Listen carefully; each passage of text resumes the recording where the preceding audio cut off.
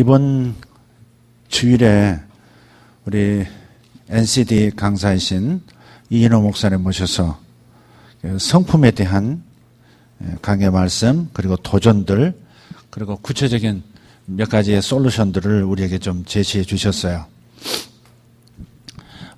그런 메시지가 사실 훈련이 필요한 그런 시대 같습니다. 옛날에는 정말 이렇게 방향 제시하고 해야 한다, 명제, 그리고 명제를 제시할 뿐 아니라 도전하는 이런 것으로도 사람들이 이렇게 마음을 이렇게 붙잡고 이렇게 가는 성향이 좀 있었지만 요즘은 조금 구체적인 복잡성 때문에 그런지 구체적인 해결책을 제시해 주지 않으면, 구체적인 해결책을 던져주지 않으면 탁 붙드는 것이 좀 약해진 것 같아요. 그래서 그런 그 구체적인 사역을 하면서 동시에 또 제안들을 해줄 수 있는 분이 있다고 하는 것이 참 감사하다 하는 생각을 하게 됩니다. 그분이 이제 오후에도 말씀을 나누셨는데요. 49가지의 품성, 가정에서 이 품성들을 길러내야 한다 하는 그런 메시지를 하셨죠. 근데 이제 그 중에 신뢰라는 표현이 있어요. 신뢰. 이 신뢰를 조금 다르게 좀 표현을 했습니다만은 제가 이 신뢰라는 단어를 오늘 좀 말씀드리고 싶어서 그래요. 신뢰라는 성품이 굉장히 중요하죠. 신뢰라는 성품이. 다른 사람에게 내가 신뢰가 있는 사람이냐, 신뢰성을 보여주는 인생을 살고 있느냐, 이것도 참 중요하지만 보다 근원적인 것은 내가 하나님을 신뢰하느냐, 여기에서 출발한다고 믿습니다. 내가 하나님을 신뢰하느냐, 하나님이 나를 신뢰하시는 것을 나는 신뢰하느냐, 이런 것도 매우 중요하죠. 하나님께서는 나를 믿는다, 그렇게 말씀하시는 것 같아요. 성경을 가만히 들여다보면 나는 너를 믿는다, 나는 너를, 네가 결국은 해낼 거라고 나는 믿는다. 그리고 네 안에서 내가 일하고 있기 때문에 너는 반드시 해내고야 말 거야. 네 힘으로는 서로 안 된다 할지라도 너를 사랑하는 내가 네 안에서 역사할 것이기 때문에 너는 해낼 수 있어. 그래서 나는 너를 믿어. 이게 복음의 메시지라고 믿습니다.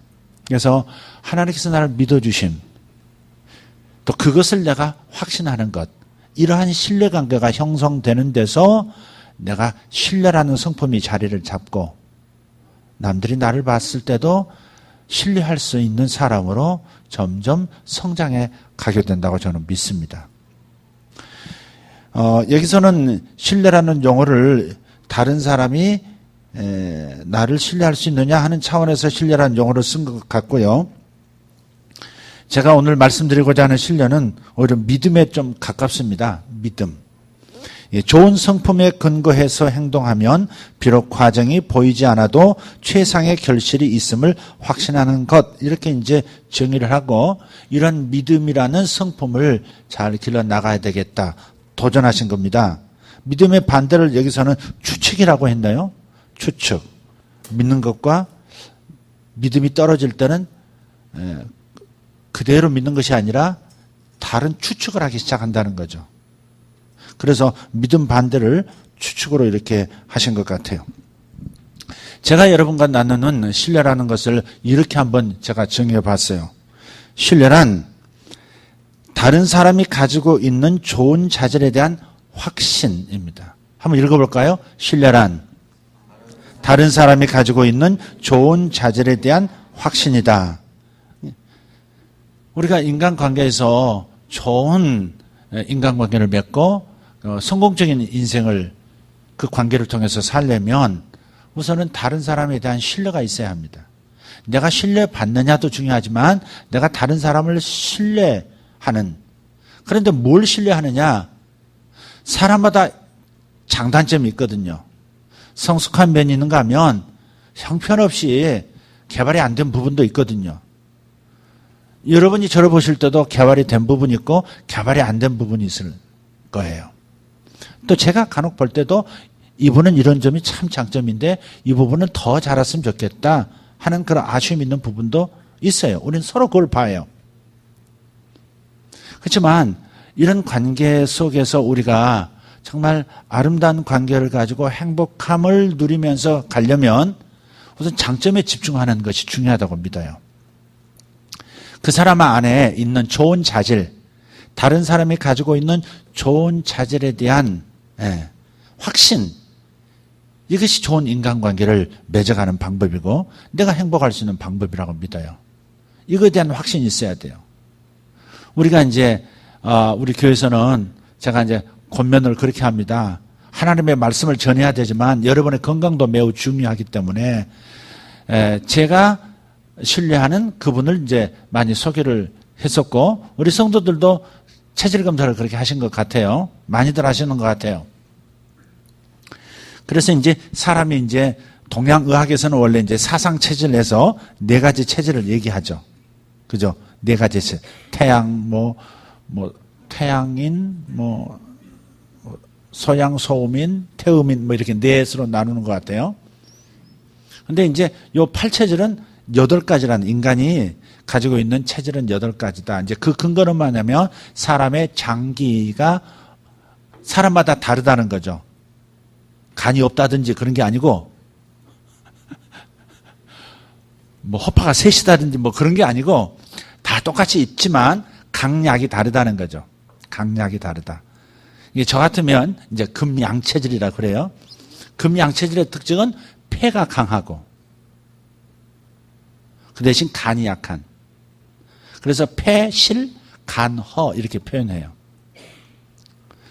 제 아내 같으면 첫째 위가 강해요. 위실, 신장, 신허. 그래서 이 강하고 약한 그 병이 어디서 생기느냐. 그 8체질 학파의 주장은 병이 어디서 생기느냐. 강한 것과 약한 것, 이 둘 중에서 출발하는 경우가 많다는 거죠. 암이 생겨도 강한 것에서는 병이 안 생기는 게 아니고 강하기 때문에 생길 수 있고 약하기 때문에도 생길 수 있다는 거예요. 예를 들면 그래서 강한 것이 더 강해져 버리면 여기에 병이 생기고 약한 것이 더 약해져 버리면 거기에서 병이 오는 것이죠. 그러니까 이 밸런스를 맞추는 게 매우 중요하다. 약한 것은 좀 강화시켜주고 강한 것은 좀 약화시켜주고 사한다 그러죠. 사한다. 이렇게 빼낸다 이 말이죠. 그래서 균형을 맞춰주는 그런 이론인 거죠. 근데 제가 이제 이 건강에 대한 얘기를 하려고 이 8체질 학파를 얘기한 게 아니라 곰곰이 생각해 보면 사람마다 장기만 생각해도 저 사람은 간이 크지. 되게 간이 큰 사람은 간 큰 짓을 또 해요. 제가 붕붕 떠 있을 때 많죠. 허파가 커서 그래요, 제가. 근데 어쨌든 옛날 어른들의 말이 참 의미심장해요. 쓰레기 없는 놈 그러잖아요. 의미를 이해하시겠죠. 가끔 우리 쓰레기 떼내거든요. 근데 사람의 성품 하는 양을 보면 저 쓰레기 없는 놈. 그런 표현을 한다는 말이에요. 성품 이해하시겠죠? 그 사람 스타일. 그 다음에 간이 작은 자. 간이 작다. 저 사람은 간이 작다. 담대하지 못하다 이 말이죠. 제가 간이 작은 남자예요. 근데 허파는 더 커요. 얼마나 문제가 심각해요. 근데 이제 이 장기의 크고 작은만이 아니라 사람의 성품도 그렇다 이 말이죠. 잘난 구석이 있으면 참 연약한 구석이 있어요. 못난 구석이 있더라고요. 나도 참 못난 구석이 있어요. 요즘은 이제 목사가 이제 내 못난 구석 얘기하면 우리 목사는 겸손하시다 이렇게 막 너무 긍정적으로 해석해 버리니까 제가 못난 점 얘기 안 하겠습니다만은 어쨌든 제가 못난 구석이 있고 잘난 구석도 있더라고요. 그래서 사람을 볼 때 저 사람이 못난 구석이 있어도 잘난 데가 있다는 걸 생각하자는 거죠. 그죠? 잘난 데가 있어요. 잘난 데가. 저 사람의 좋은 점이 있다고요. 그래서 다른 사람에게 있는 좋은 자질에 대한 확신, 그것이 신뢰다 이 말이에요. 그래서 우리가 이제 눈을 이제 자꾸 훈련하는 거죠.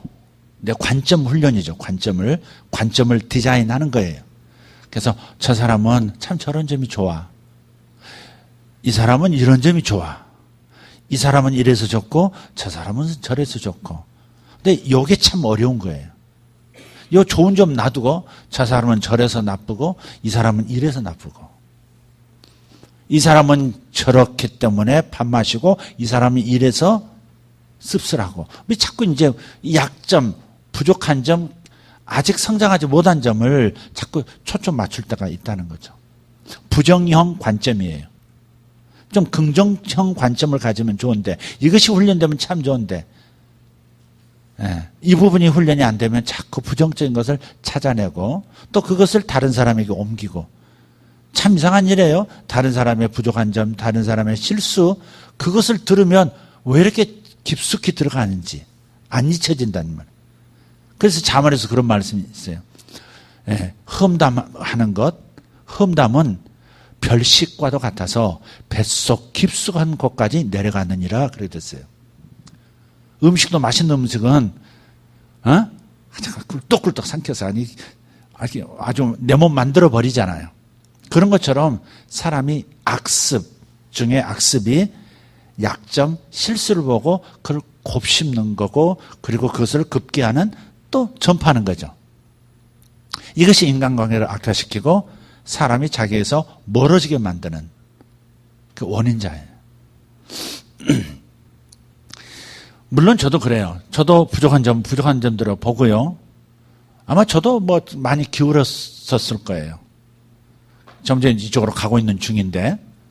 그래서 자꾸 다른 사람이 있는 가능성 하나를 보고 그 가능성에 대한 신뢰를 던져줄 때 그 사람도 성장하고 그 사람과 나의 관계도 좋아지고 나 자신도 행복해진다는 거죠. 나쁜 것을 자꾸 바라보고 말하기 시작하면 나 자신이 그렇게 돼가는 것 같아요. 그러니까 좋은 점을 바라보는 거죠. 사람들이 너무 자기 자신에 대해서 신뢰하지 못한 상태. 그럼 부모와 그 권위자들, 어렸을 때 만난 선생님이라든지 윗사람들, 그런 사람들로부터 나 자신을 사랑할 수 없는 그런 메시지를 들었을 때, 그것이 깊숙이 박혔을 때 거기서 형성된 것 때문에 나는 항상 남에게 신뢰받을 수 없는 사람, 남에게 사랑받을 수 없는 사람, 하나님도 나를 사랑할 수 없는 사람이라고 자기 자신을 비하하는 그런 자기 잘못된 자아성을 좀 가지고 있거든요. 신앙생활 할 때 이것이 이제 회복이 돼야 된다는 말이에요. 예수 믿고 구원은 받았어요. 영혼은 구원 받았어요. 지금 죽어도 천당 가요. 반드시 천당 가요. 그렇지만 이 땅에서 100년 사는 동안은 내 마음자리가 어떠냐에 따라서 삶의 자리가 결정되잖아요. 내 행복이 결정된다고요. 그러니 내가 우선 행복하려면 나 자신을 보는 나의 눈이 건강해야 돼요. 하나님이 나를 보시듯 나를 볼 수 있어야 돼요. 하나님이 나의 장점을 바라보시고 내 속에 심어주시려는 하나님의 그 뜻을 하나님께서 생각하시면서 나는 너를 믿는다. 너는 잘할 것이라고 나는 믿는다. 너는 결국 잘 될 것이라. 너는 결국 성장할 것이다.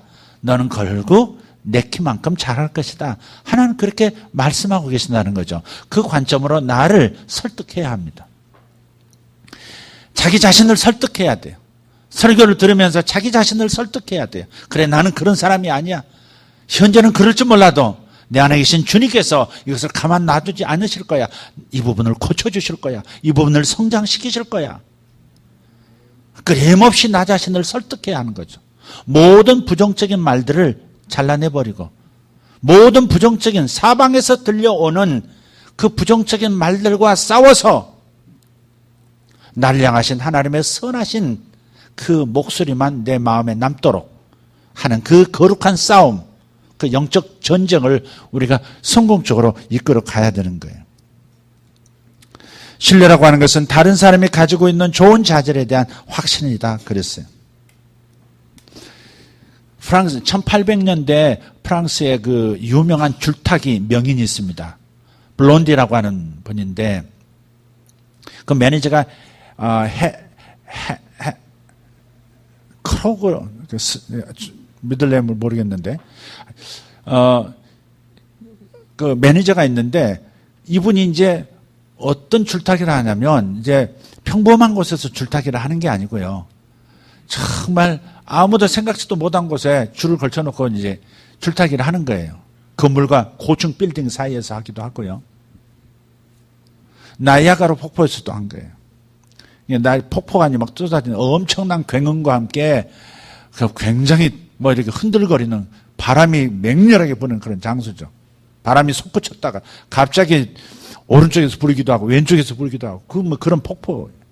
근데 이쪽과 저쪽을 팽팽하게 줄을 연결해 놓고 거기를 갔다 오는 거예요. 성공했어요. 갔다 왔는데 자기 매니저한테 얘기한 거예요. 많은 사람들이 보고 있는데 내가 한 사람을 등에 업고 저기를 갈 수 있다고 당신은 믿느냐고. 당신이 내 매니저인데 당신은 내가 나 혼자 갔다 오는 것만이 아니라 한 사람을 등에 업고 갔다 온다는 것을 믿을 수 있겠냐고. 그랬더니 이 매니저가 나는 당신을 믿어. 그랬더니 물론 네가 그럼 나와 함께 갑시다. 그리고 등에 업고요. 긴 장대 들고 나야가를 건넌 거예요. 이런 것을 신뢰한다는 거죠. 우리 애도 여러분 애들도 그랬어요. 특히 남자애들 너무 거칠어요. 노는 게 거칠어요. 아주 어렸을 때 책장도 불풀 올라가요. 책상도 그냥 올라가가지고 그냥 뛰어내리죠. 근데 문제는 아빠가 받을 수 있는 거리와 그 다음에 저를 쳐다보고 있지도 않는데 아빠 나 받아요. 그러고서 뛰어내려버린다는 거죠. 둘째는 안 그랬어요. 첫째가 그랬어요. 첫째가. 둘째는 굉장히 어렸을 때 겁이 많았거든요. 굉장히 조심스러워요. 근데 큰애는 뭐 생각이 없다 싶을 만큼 겁이 없어요. 뛰어내리는 거예요. 한 2m 떨어졌는데 아빠가 받을 것이라고 하는 확신이죠. 그런 신뢰가 있는 거죠. 그 아이의 장점일 거예요. 그러나 그 아이가 나에 대해서 그런 신뢰를 가지고 있다 이 말. 예수님께서도 그런 말씀하셨어요. 예수님께서 말씀을 가르치고 계시고 사역하고 계실 때 어린 아이들이 막 미처 어른들이 말릴 사이도 없이 예수님께 막 뛰어와서 그분 품에 막 안기는 겁니다. 예수님 하면서 뛰어와서 애들이 안기는 거예요. 그랬더니 이제 제자들이 지금 이 얼마나 중요한 시간에 얼마나 너희들이 그렇게 함부로 시간을 뺏을 수 있는 분이 아니야 하면서 야단치고 애들을 떼낸다는 말이죠. 그때 주님께서 하신 말씀이 뭐예요? 가만 놔둬라. 어린아이와 같이 되지 아니하면 어린아이와 같이 되지 않으면 아무도 천국에 들어올 수 없다 그랬어요. 무슨 말일까? 죄가 없어져야 된다 그 말일까요? 죄를 안 져야 된다는 말일까요? 단순하게 천진해야 된다는 말일까요? 주님께서 그 상황을 두고 지금 말씀하시는 거예요. 나를 찾는 데 있어도 이렇게 나에게 어린아이처럼 다가오지 않으면 천국에 들어갈 수 없다 그 말을 한 거죠. 그분에 대하여 어린아이와 같이 되지 않으면 안 된다는 말씀을 하는 거죠. 우리가 하나님에 대해서 하나님을 찾으러 나갈 때 하나님을 찾아 나설 때 그분을 만나기 위해서 내가 일어섰을 때 기도하기 시작할 때 걸림돌들이 나타나기 시작해요. 하나님의 사랑에 대한 확신이 흔들릴 때가 있어요. 응답에 대한 확신이 흔들릴 때가 있어요. 그분을 못 믿겠다고 하는 확증들이 있단 말이에요. 내가 이런 기도했고 저런 기도했었는데 응답이 없었다는 거죠. 깊숙하게 의외로 많은 분들이 이 상처들이 있어요. 멀쩡해요. 믿음 좋은 것 같아요. 그런데 기도할 때 믿음의 기도가 안 나와요. 왜? 어디선가 상처를 입은 거예요. 신뢰에 대한, 하나님의 사랑에 대한, 하나님의 능력으로, 하나님께서 능력으로 화답하신다고 하는 거에 대한 그 신뢰가 어느 부분에서 깨진 거예요. 이유는 여러 가지 있을 수 있어요. 그래서 지금 하나님 앞에 나가는 것이 열정적이지가 않아요. 기도도 열정적이지 않아요. 뭘 구하는 것도 그냥 내가 노력해서 하지. 할 수 있는 건 내가 해야지 하고 그냥 기도도 안 하고 하나님께 요청도 안 하는 그런 경우가 생겨요. 상처가 있는 거예요.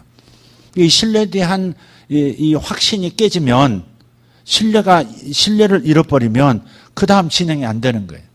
그래서 하나님 앞에 나가려고 해도 그래서 주님께서 히브리서 11장 6절 말씀에 하나님께 나아가는 자는 반드시 왜 그 말을 왜 붙이셨을까? 사람의 마음을 설득하시는 거죠. 믿으라고. 부정적인 말을 내쫓으라고. 신뢰를 하라고. 내 장점은 응답해 주는 거니까. 나의 장점에 대한 너의 신뢰, 나의 장점이 뭐더냐? 사랑 아니더냐? 그렇게 말씀하시는. 그러니까 하나님 앞에 나갈 때는 반드시 그가 계신 것과 그가 자기를 찾는 자들에게 상을 주시는 이심을 믿어야 할지니라 그랬단 말이에요. 이걸 신뢰해야 기도가 성공한다. 이걸 신뢰해야 기도가 성공할 뿐 아니라 기도의 성공으로 말미암아 그분의 살아계심에 대한 확신, 그래서 그 기쁨과 평화 속에서 세상을 살아갈 수 있다는 것이죠. 그래서 주님께서 어린아이와 같이 되지 않으면 뭘 어린아이 같이 되라고 한 것인가? 내게 나오는 데 있어서는 거칠 것이 없어야 된다 이 말. 내게 나올 때는 아무런 거칠 것이 없는 나를 환영해 주실 것이다. 이런 애들도 있을 수 있죠. 이런 애들도 있을 수 있어요. 내가 이런 걸 잘하기 때문에 예수님이 날 받아주실 거야. 그런 애들도 있어요. 그래서 확 뛰어오는 애들 있을 수 있어요. 반대로 나는 이렇게 좀 부족하고 예수님 마음에 안 들 것이기 때문에 예수님 앞에 나는 갈 수 없어. 주춤거리는 아이들이 있을 수 있어요. 그러나 보통 정상적인 상처 없는 아이들이라면 그냥 자기가 잘난 것 때문에 예수님 앞에 오지도 않고 못난 것 때문에 못 오지도 않아요. 그냥 오는 거지.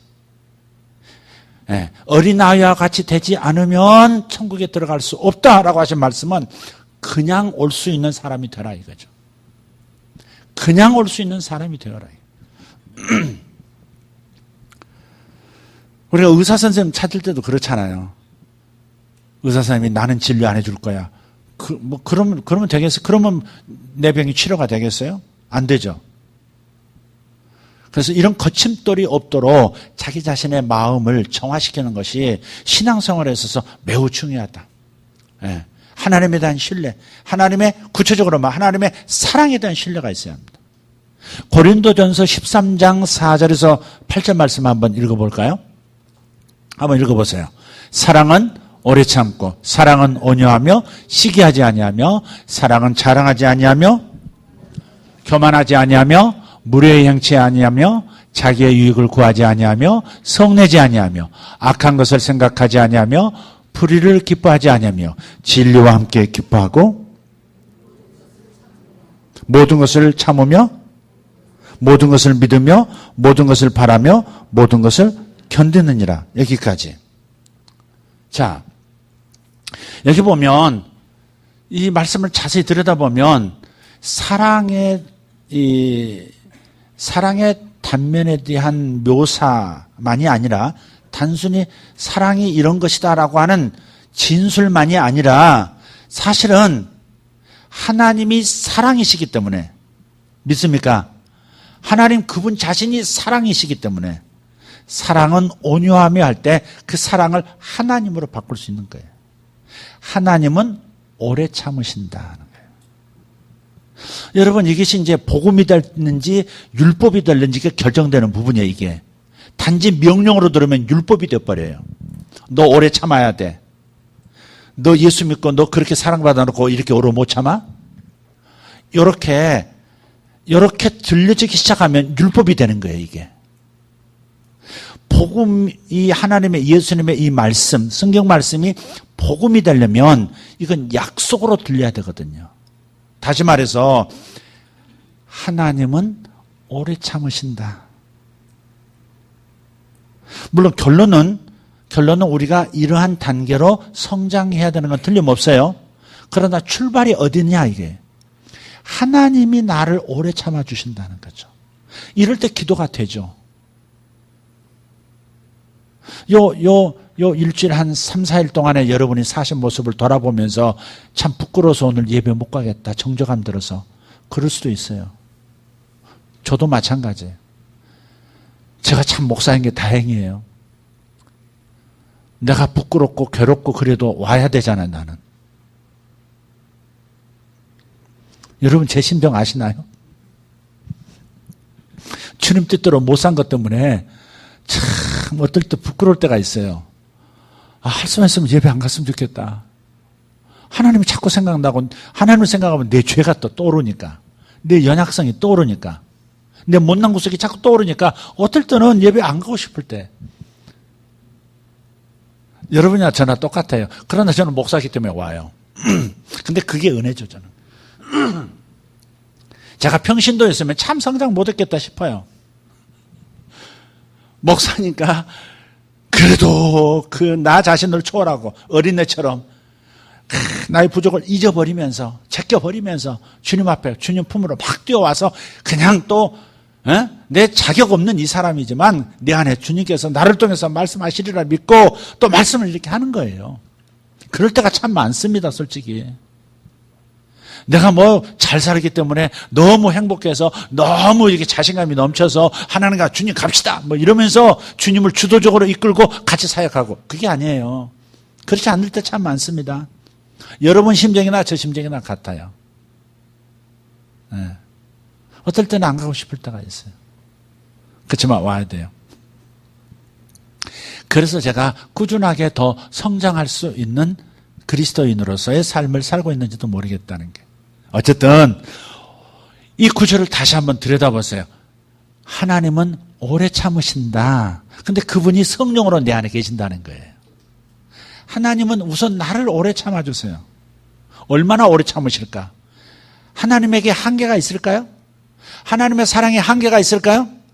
오래 참는다는 것도 그래도 정도 것이지, 이게 보통 인간의 생각이에요. 그러나 하나님은, 하나님의 사랑은 측정할 수가 없어요. 인간의 수명과 하나님은 수명이라는 게 이제 수명이라고 표현할 수가 없죠. 영원하신 분이니까. 인간의 유한한 이 생명, 이 시간과 하나님의 시간은 비교할 수 없죠. 인간의 이 인간이 다른 사람에 대해서, 나에 대해서 오래 참아주는, 인내할 수 있는 것과 하나님의 인내의 크기는 전혀 차원이 다른 얘기예요. 그러니까 하나님은 오래 참으시고, 사랑은 오래 참고죠. 하나님은 오래 참으시고, 하나님은 오래 참으시고, 끝까지 기다려주시는 거예요. 인간의 부모도 자식에 대해서는 끝까지 기다려주거든요. 그럴 때까지 기다려주잖아요. 또 오줌 가릴 때까지 또 막 기다려주잖아요. 언제나 가릴래나, 언제나 혼자 볼일 볼래나 기다려주잖아요. 언제나 또 혼자 밥을 먹을 수 있을래나, 네. 언제나 사춘기 통과할래나, 네. 언제나 결혼생활, 저희들 결혼생활 불안불안하면서 쳐다보지 않고 안심할 단계까지, 네. 언제나 쟤들 결혼생활에 대해서 불안감 없이 바라볼 수 있는 때가 올까? 그 평생, 부모는 평생 오래 참는, 그게 하나님의 마음의 일부분을 부모가 갖고 있는 거죠. 그냥 부모의 그 심정을 통해서 하나님의 오래 참으시는 그 크기, 그 긴 하나님의 그 영원한 오래 참으심, 그것을 우리가 깨닫고, 그걸 깨달으면 담대하게 주님 앞에 나아가는 거죠. 하나님은 나에 대해서 오래 참아주세요. 아멘. 오래 참으시는 분이세요. 그 다음에 하나님은 온유하세요. 그러니까 우리가, 주님께서 이 말씀 하셨어요. 마태복음 11장 28절에 나는 마음이 온유하고 겸손하니 내게 와서 내 멍에를 메고 내게 배우라 그러셨거든요. 그러니까 어미소하고 새끼소하고 이렇게 딱 한 멍에를 씌워가지고 묶어주는 이유가 뭐예요? 새끼 무겁게 하지 않으려고 어미가 막 열심히 또 밭을 갈거든요. 네, 새끼는 그냥 따라만 가면 되는 거예요, 사실. 우리의 양육 방법, 우리의 양육 방법도 이와 같아요.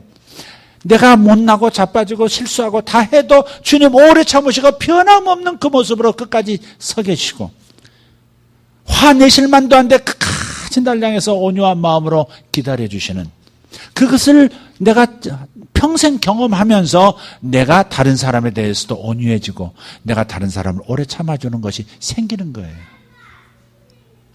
그러니까 이렇게 들으시면 안 돼요. 너희가 오래 참아서 하나님을 기쁘시게 하라. 너희가 온유해서 하나님을 기쁘시게 하라. 하나님이 너를 받으시게 하려면 네가 정말 믿음을 가져야 하고 자랑하지 않고 교만하지 않아야 돼. 지금 이 말씀으로 이런 스타일로 들어버리면 이게 율법이 돼가지고 나 자신에게서는 이 말씀을 지킬 이런 성품을 끌어낼 동력이 없단 말이에요. 나 자신에게는 이 말씀을 지킬 동력이 없어요. 오직 하나님께서 내 안에, 그리스도께서 내 안에 계셔서 나를 통해서 사시는 것이죠, 이게. 나를 통해서 오래 참으시고, 나를 통해서 그분이 온유함을 나타내시고, 나를 통해서 교만하지 아니하고 겸손함을 나타낼 수 있도록 내 안에서 그분이 당신의 성품을 나타내 주시는 거거든요. 그러니까 초점을 우리가 말씀을 들을 때 이거 해야 돼 이렇게 듣지 말고 이건 약속이야. 하나님이 하시겠다는 거야. 어디서? 내 안에서 하시겠다는 거야. 이렇게 들어야 된다는 거죠. 그래야 약속이고 그래야 믿음이 오고 그래야 쉼이 오는 거예요. 여기서 오래 참음에 확실하게 손을 들 수 있는 분이 몇 분이나 있을까요? 나는 온유합니다. 나는 정말 온유한 사람이에요. 가정에서도 온유하고 직장에서도 온유하고 자식도 온유하게 배우자에 대해서도 온유한 사람이고 부드러운 사람입니다. 내 아내가 내 남편이 어떻게 나를 대해도 나는 온유한 모습으로 항상 서 있습니다. 이렇게 말할 사람이 얼마나 있을까요? 여러분 이 말씀을 이대로 지켜라. 그래야 주님이 기뻐하신다. 이렇게 들어버리면 그때부터 여러분은 멍에를 매는 거예요. 무거운 멍에를 매기 시작하는 거예요. 할 수 없는 것을 할 수 있다고 믿고 나가라고 체근하는 하나님으로 그렇게 느껴지기 시작해요. 견딜 수 없죠. 견딜 수 없죠. 굉장히 무거운 짐입니다. 처음은 예 알겠습니다. 제가 해보겠습니다. 이렇게 할 수 있을지 몰라도 얼마 못 가요. 몇 번 패배하고 나면 어떻게 할지 모르겠다고. 하나님 보기도 부끄럽고 나 자신에 대해서 내 양심에 비춰서도 내가 참 부끄러운 사람이라고 그냥 힘을 잃어버리고 말 거예요. 예수 믿는 게 왜 이렇게 고역인지 예수 믿는 게 왜 이렇게 힘든 건지 그렇게 돼버리는 거예요. 뭘 해내야 한다고 그러면. 나에게서는 하나님의 성품을 이끌어낼 만한 것이 없어요. 오직 있다면 내 안에 사시는 그리스도, 내 안에 계시는 성령님, 그분이 나타나 주시면 되는 거거든요. 안 나타나 주시면 희망이 없어요. 그래서 우리는 우리의 위대함에 기대어서 사는 존재가 아니에요. 우리의 연약함에 기대어서 사는 존재가 우리예요. 우리의 연약함을 깨닫는 것, 내가 할 수 없다는 것을 항상 깨닫고, 그러나 동시에 이 불쌍한 나를 위해서 하나님은 나를 통해서 당신이 이 부분을 살아내도록 하실 거라는 거, 이걸 믿고 사는 거죠. 인간의 위대함을 의지하고 사는 사람들은 그것은 천국 안으로 들어갔다고 볼 수가 없어요. 천국을 맛볼 수가 없습니다. 천국은 내 힘으로는 아무것도 할 수 없다는 것을 발견한 사람들, 그러나 바로 그 아무것도 가진 것이 없다라고 텅 빈 상태로 나아갈 때 하나님께서 가득히 고여오시면서 오래 참을 수 있도록 하시고 온유할 수 있도록, 온유하게 반응할 수 있도록 하시는 그 역사를, 그 천국의 역사를 그때 경험하는 것이죠. 우리는 우리의 연약함을 생각하면서 그걸 깨닫고 그걸 기대면서 사는 사람들이란 걸 잊지 말아야 돼요. 그래서 이 고린도전서 13장은 사랑의 이 일부분들을 이렇게 묘사하는 것이 아니라 하나님 자신에 대한 묘사라는 걸 기억하셔야 돼요. 하나님은 오래 참으시는 분이시다. 하나님은 온유한 분이시다. 하나님은 자기를 나타내고 자랑하시는 분이 아니시다. 그럼 벌써 여기다가 큰 손가락 하나 나타나서 하늘에 글씨 니들 나 안 믿으면 죽어 이렇게 탁 주먹만 하나 그려놔도 안 믿을 사람이 없을 텐데 어떤 분이 어제 그러시더라고요. 신방을 했는데 목사님 하나님 요새 안 믿어져서 힘들어요 이러더라고요. 하나님이 안 믿어서 힘들 때 집사님이 예수 세계교회 집사님이 하나님이 안 믿어서 힘들 때 그 심정이 뭔지는 또 이해는 한편 할 수 있을 것도 같아요. 근데 어쨌든 그런 말씀을 하시더라고요. 그러면서 우리 교회에서 여러 가지 하나님이 살아계신다고 하는 어떤 사인들을 주신 게 있어요. 그죠? 참 신기한 일들이 많이 일어났었어요. 그런데 다른 사람이 그런 거 처음에는 신기하다 하는데 시간이 가고 나니까 내게 그런 일이 일어나지 않으면 그때 그게 사실이었던가? 머릿속에서 그런 생각이 들더라는 거죠. 하나님이 역사하셨던 것조차도 의심이 되고 분명히 확인도 했는데 그래서 주님 나한테 그런 일을 좀 한번 내가 그런 일을 한번 겪으면 내가 믿을 수 있겠습니다. 근데 자기한테 그런 일이 안 일어난다는 거죠. 그래서 내가 처방을 내려드리긴 했어요. 이렇게 한번 해보시라고 그렇게 했어요. 어쨌든 우리 안에 이 하나님의 어떠하심 고린도전서 13장 제가 결혼식 할 때마다 이 구절을 읽고 주례사를 하거든요. 그런 이분들 그렇게 살아낸다고 해서 그 말씀을 하는 게 아니에요. 그 말씀을 그래서 주제로 삼는 게 아니에요. 하나님 그분이 그대들에 대해서 이렇게 오래 참으실 거라고. 하나님께서 그대들의 연약함을 보시면서도 온유하게 영원히 당신 이 세상에서 숨을 거두는 그날까지 하나님은 당신들에 대해서 온유한 모습으로 서 계실 거라고. 당신 자신을 나타내시지 않을 거라고. 자랑하지 않으실 거라 이 말이죠. 그분은 절대 우리를 향해서 교만하게 네 하찮은 것들 이렇게 하시는 분이 영원히 그럴 분이 아니라고. 그것을 알리고자 함이에요. 우리 한번 그런 관점에서 한번 읽어보세요. 사랑은 오래 참고 오래 참고 앞에다가 하나님은 한번 붙여서 읽어봅시다. 고린도전서 13장 하나님은 오래 참으시고 하나님은 온유하시며 하나님은 시기하지 아니하시며 하나님은 자랑하지 아니하시고 하나님은 교만하지 않으시며 하나님은 무례히 행하지 않으시며 하나님은 자기의 유익을 구하지 아니하시고 하나님은 성내지 아니하시고 하나님은 악한 것을 생각하지 아니하시고 하나님은 불의를 기뻐하지 아니하시고 하나님은 진리와 함께 기뻐하시고 하나님은 모든 것을 참으시고 하나님은 모든 것을 믿으시고 하나님은 모든 것을 기대하시고 하나님은 모든 것을 견디시는 분이시다. 할렐루야. 이 말씀을 묵상할 때 여러분에게 힘이 되고 능력이 되는 말씀이 되게 하려면 명령으로 듣지 말고 약속으로 들어라. 하나님 그분의 어떠하심을 지금 묘사하고 있는 거니까 이걸 묵상하면 나도 그렇게 살 수 있는 힘이 내 안에서 나타나기 시작한다. 아멘. 하나님하고 공명하는 거죠.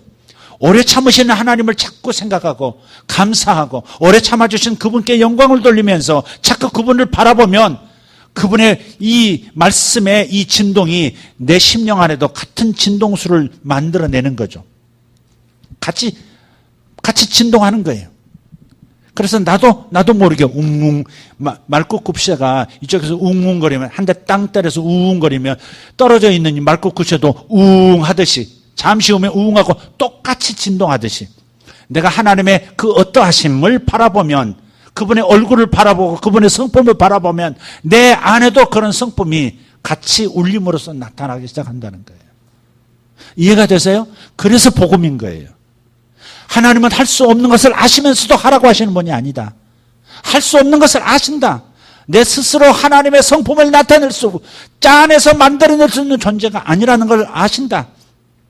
그러나 하나님께서 성령을 내 안에 이미 보내주셔서 예수님을 바라보고 그분이 얼마나 온유하신지 하나님께서 얼마나 오래 참으시는지를 바라보고 같은 마음을 묵상하기 시작할 때 성령께서 같은 울림을 울려내면서 예수님의 그 성품, 하나님의 그 온유하심이 나타나도록 하시는 것이죠. 그래서 복음이라는 거예요. 그래서 기쁜 소식인 거예요. 나보고 그냥 일방적으로 하라고 하시면 정말 괴로운 겁니다. 마귀가 우리에 대해서 공격을 할 때, 아담 부부를 한번 생각해 보세요. 예, 마귀는 수천 년 전 최초의 부부에게 행사했던 그 전략을, 그 전술을 동일하게 우리에게도 사용하고 있으니까. 부모와 자식에게도 부부간에도 사용하고 있죠. 상사와 부하 직원 사이에도 동일하게 전략을 구사하고 있단 말이에요. 근데 에덴 동산에서 사탄이 구사했던 전술이 뭐예요? 사탄이 퍼뜨렸던 거짓말이 뭐예요? 하나님의 성품을 의심하게 하는 거였어요. 하나님의 성품. 뭐예요? 하나님이 너희들이 하나님처럼 될까봐 저거 못 따먹게 했어. 하나님의 성품을 의심하게 하는 거거든요. 하나님이 최선을 주시는 분이 아니라 최선에 미치지 못하는, 최선에 준하는 좋은 거, 그거 주시는 거야.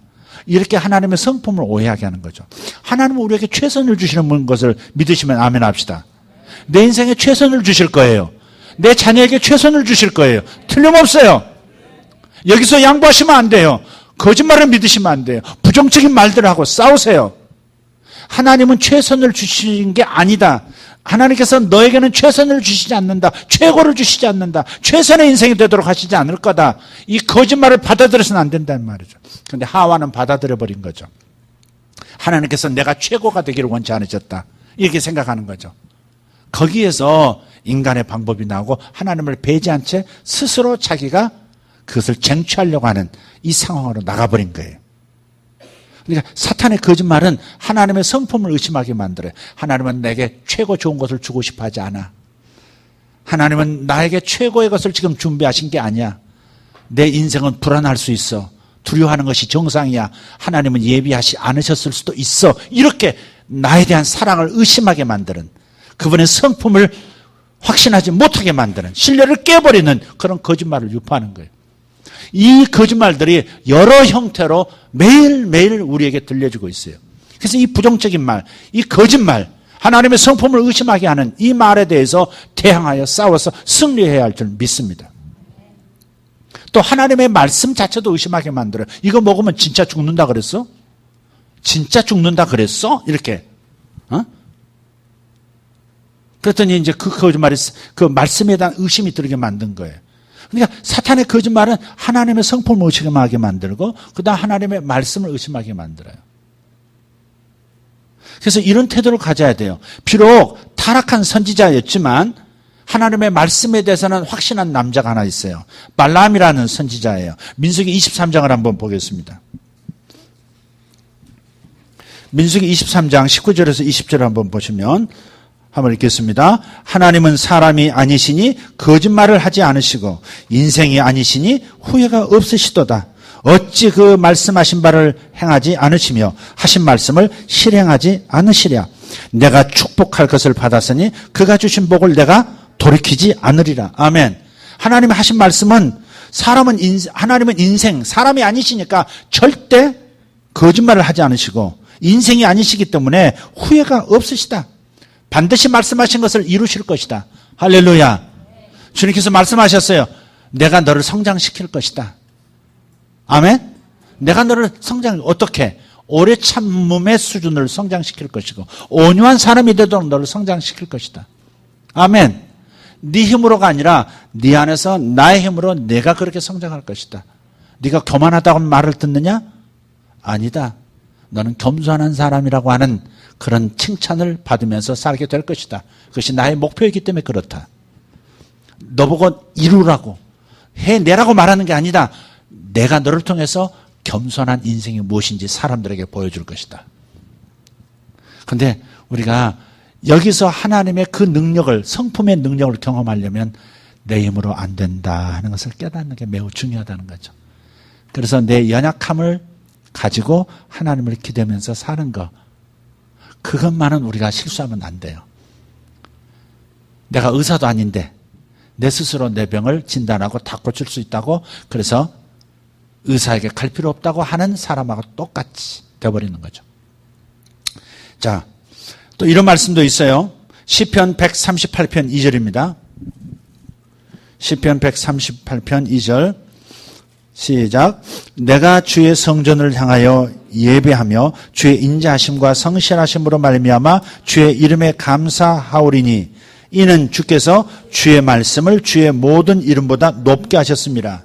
하나님은 당신의 이름보다 사람들의 예수님 이름보다 예수님의 입에서 나온 말씀이 더 높아지기를 원하시는 거예요. 말씀에 대한 확신을 가지라는 거예요. 주님께서 그런 말, 너희들이 나를 믿지 못하겠거든 내가 하는 일을 보고 나를 믿으라 그러셨거든요. 그러니까 예수님이 하신 말씀이 매우 중요한 거예요. 하나님께서 우리에게 주신 성경 말씀이 매우 중요한 거예요. 그러니까 이건 양보하면 안 돼요. 요 말씀, 내게 하신 이 약속들을 흔드는 거짓말들에 대해서, 부정적인 말들에 대해서 우리는 싸워서 이겨내야 합니다. 그래야 여러분이 스트레스 없이 안식 가운데서 매일매일 승리하고 그 작은 승리들이 모여져서 큰 승리를 이루는 거예요. 하나님 나를 통해서 하실 것이다.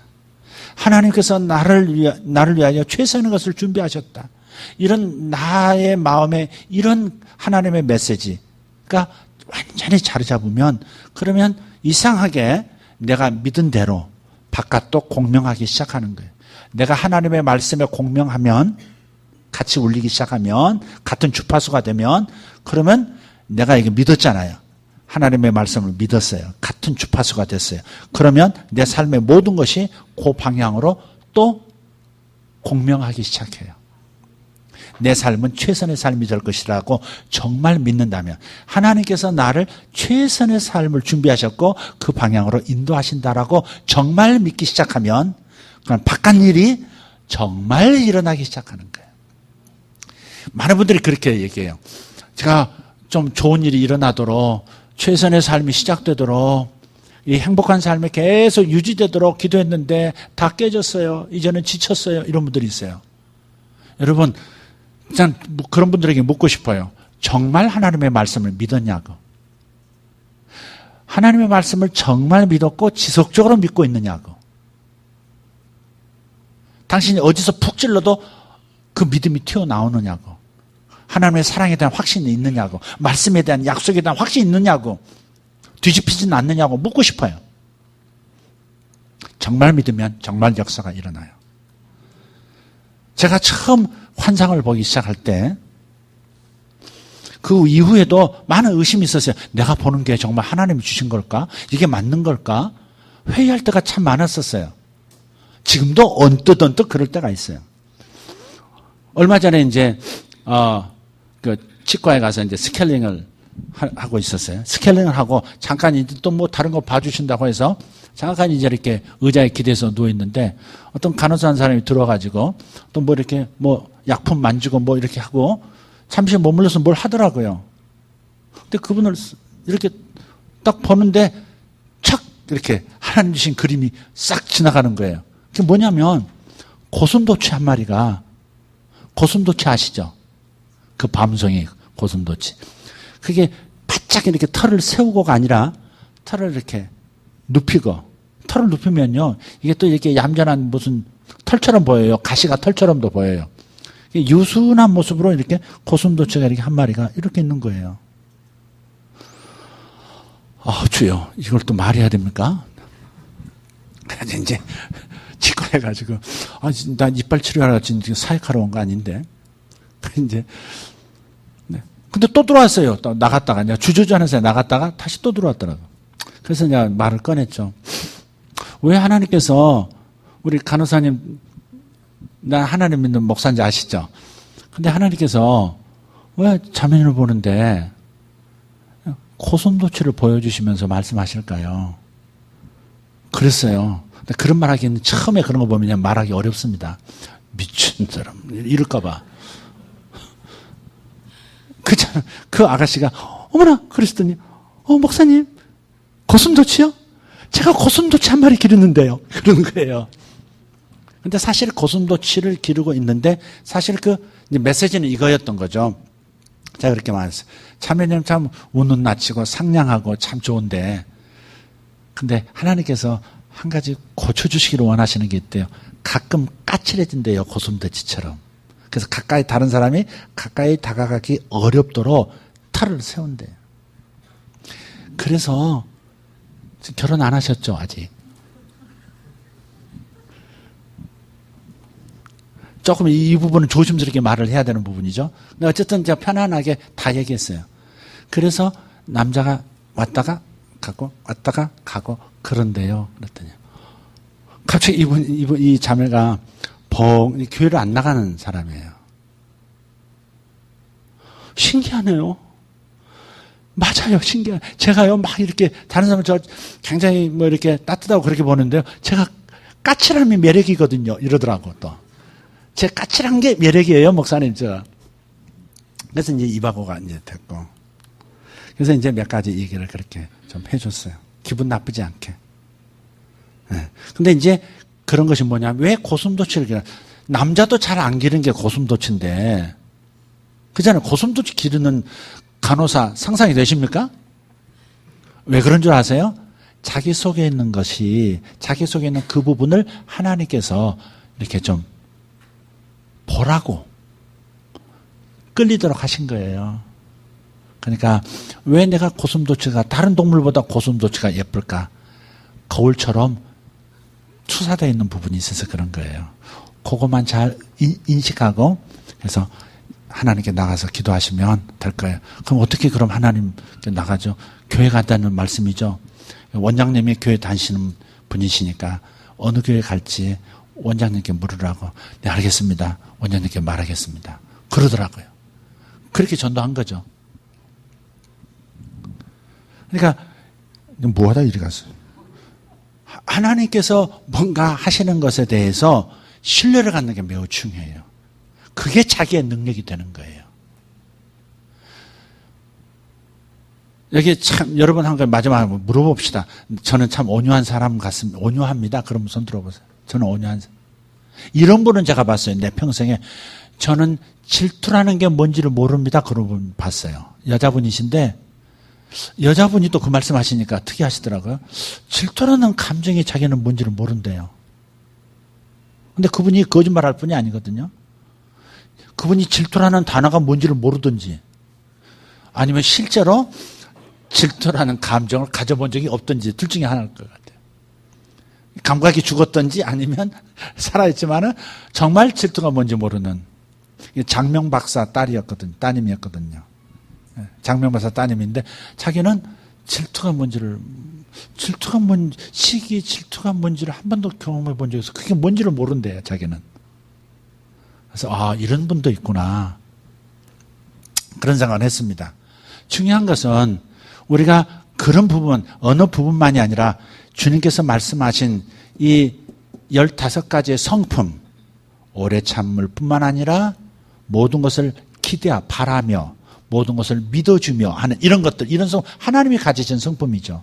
이것을 우리가 소유하려면 그분이 이런 성품을 가지셨다는 것에 주목하라는 거예요.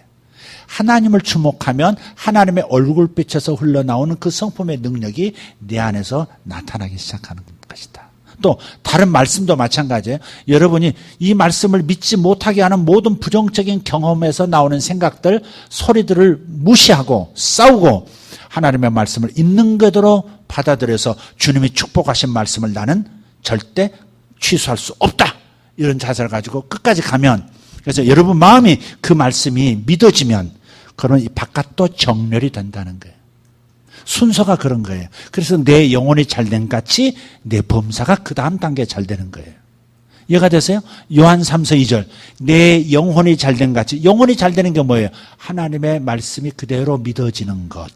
하나님의 성품이 그대로 믿어지는 것. 이 상태가 되면 범사가 잘 되고 내 육체도 강건한 육체가 되고 장수하는 육체가 된다는 거예요. 그래서 하나님의 말씀을 신뢰하십시오. 하나님의 성품을 신뢰하십시오. 그분의 능력을 신뢰하십시오. 그것만이 길이요 방법입니다. 오직 한 가지 방법, 내가 성장하는 방법은 그분이 어떤 분이시라는 것을 믿는 것, 그리고 그분이 내 안에 와 계신다는 걸 믿는 것, 이거 하나 외에는 하나님의 성품을 이룰 방법이 없고 하나님의 축복을 이룰 방법이 없다. 아멘. 하나님 없이 이루어낼 수 있는 길은 없다. 그래서 인정하고 나가십시다. 할렐루야. 우리 주만 바라볼지라 우리 찬양하시면서 한번 찬양하고 기도했으면 좋겠습니다.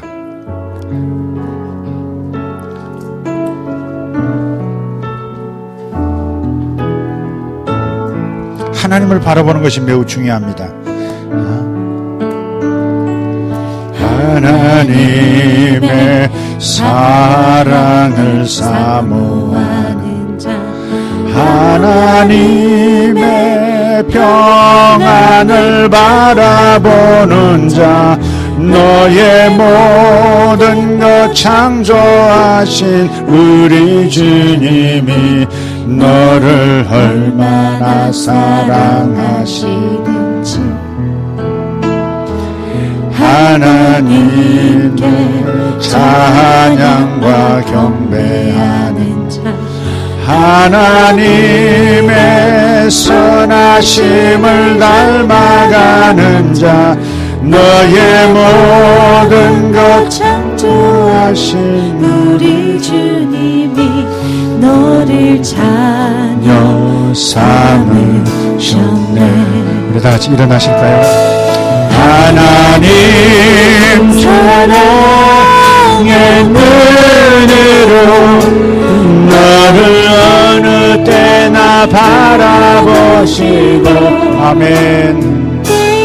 하나님 인자한 귀로서 언제나 너에게 기울이시니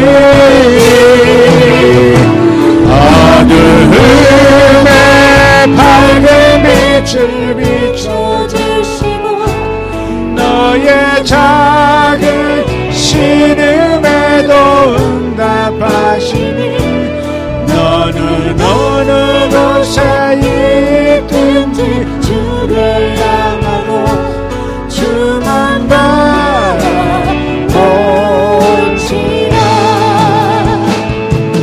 하나님 사랑의 눈으로 너를 어느 때나 바라보시고 하나님 인자한 귀로서 언제나 너에게 기울이시니 어두움에 밝은 빛을 비춰주시고 너의 작은 신음에도 응답하시니 너는 어느 곳에 있든지 주를 향하고 주만 바라볼지라 어두움에 밝은 빛을 비춰주시고 너의 작은 신음에도 응답하시니 너는 어느 곳에 있든지 주를 향하고 주만 바라볼지라 이 시간 여러분에게 필요한 성품은 무엇입니까? 나는 이런 부분이 정말 약합니다. 나는 자주자주 화를 내는 성격을 가졌습니다. 저는 자주자주 부정적인 사람이 됩니다. 저는 자주자주 우울증에 우울한 사람이 되곤 합니다. 저는 자주자주 외톨배기가 되어서 다른 사람하고 같이 있기를 싫어하는 스스로를 따로 구별해서 어두운 데로 가버리는 그런 습관이 있습니다. 여러분 그것을 스스로 극복하려고 하지 마십시오. 여러분 자신에 대해서 절망하셔야 됩니다. 자신에게서는 선한 것이 나오지 않습니다. 여러분 안에 계신 주님에게서 선한 것이 나옵니다. 여러분 안에 주님께서 등불을 켜고 계세요. 빨간 등불이 필요하세요? 그분이 빨간 빛으로 빨간 등불을 드실 겁니다. 파란 등불이 필요하세요? 여러분 안에서 파란 등불을 켜 들으실 겁니다. 노란 등불이세요? 녹색의 빛을 원하세요? 여러분 자신에게서가 아니라 여러분 안에 계신 예수님에게서 천상의 빛이 흘러나오도록 그래서 여러분의 마음을 적시고 여러분의 삶을 적셔서 그런 성품을 살아내도록 나타내도록 하시는 겁니다. 오늘 이 시간 여러분 안에 계신 주님을 집중하십시오. 거룩한 상상력을 통해서 한번 그려보십시오. 주님께서 여러분이 예수님을 믿을 때 문을 열고 들어오셨어요. 그럼 여러분 영혼 안에 계세요. 지금 아들아, 어떤 부분이 필요하니? 딸아, 너는 어떤 부분에서 실패해서 괴로워하니? 나 그 부분에 내가 너를 세워주기를 원한다. 주님께서 여러분의 심령을 터치하실 거예요. 주님께서 손을 내밀어 여러분의 심장에, 여러분의 가슴에 손을 얹으시고 당신의 성품의 기름 부음을 지금 부으실 겁니다. 믿음을 가지시고 주님께서 켜 드시는 등불을 한번 바라보십시오. 온유의 등불인지, 오래 참음의 등불인지, 겸손의 등불이신지, 사람들을 믿어주는 등불이신지, 그리고 지혜, 거룩의 등불인지 살펴보십시오. 주님께서 내 영혼을 가득히 그 빛깔로 채우시는 그것을 오늘 이 시간 경험할 수 있기를 원합니다. 이렇게 상상하셔도 좋습니다. 말씀을 상상하는 겁니다. 말씀을 상상하는 겁니다. 주님께서 대하의 물을 따다가 발을 씻겨주시기도 했습니다. 오늘 이 시간 주님께서 당신 앞에서 대하의 물을 따다가 당신의 발을 씻겨주신다고 상상해 보십시오. 그 물이 거룩의 물이라고 한번 생각해 보십시오. 죄인의 길이 아닌 죄인의 길을 거절할 수 있는 거룩의 발걸음이 되게 만드는 능력의 빛의 물이 대하에 가득 있다고 한번 생각해 보세요. 주님께서 그걸로 여러분을 씻어주실 거예요. 주님의 거룩이 스며들 겁니다. 주님의 지혜가 스며들 겁니다. 주님의 사랑이 스며들 겁니다. 다른 사람을 사랑할 수 있는 성품, 다른 사람을 온유하게 대할 수 있는 성품, 자신감의 성품을 불어넣어주고 계실 겁니다. 자신감이 없는 사람 자신감을 불어넣으실 거예요. 오직 주님에게서 나오는 것으로 배부르십시오. 목마른 자들은 내게로 와서 값없이 마시라. 배고픈 자는 내게 와서 값없이 받아 먹고 배부르라. 나의 성품을 너희들에게 부으리라. 나의 능력을 너희들에게 부으리라. 그래서 너희들이 나를 나타내는 사람이 되도록 할 것이다. 주님의 목소리를 들으십시오. 모든 부정적인 소리, 지금 이 순간에 단번에 될까? 그 생각 떨쳐버리십시오. 여러분이 믿는 대로 되는 겁니다. 믿음대로 될지어다. 믿음대로 될지어다. 치유가 필요하시면 주님께서 치유하시는 빛을 받으십시오. 주님께서 그 환부에 손을 얹으시는 걸 보십시오. 그리고 주님께서 여러분을 새롭게 하시는 것을 경험하십시오. 믿음으로 손을 뻗어 그분으로부터 기름 부음을 받으십시오. 빛의 기름 부음을 받으십시오. 주님 역사하시옵소서. 주님 역사하시옵소서. 우리를 덮어주시옵소서. 감사합니다. 할렐루야. 주님 감사합니다. 샤마카티 보라스. 가슴에 손을 얹으셔도 좋고 아픈 곳에 손을 얹으셔도 좋고 여러분 자녀를 위해서 기도하셔도 좋습니다. 자녀가 옆에 있다고 생각, 아니 여러분이 자녀가 되어서 기도 받으십시오. 여러분이 자녀가 되셔서 기름 부음을 받으십시오. 주님 손을 얹어 주십시오. 주님 임하여 주십시오. 주님 임하여 주십시오.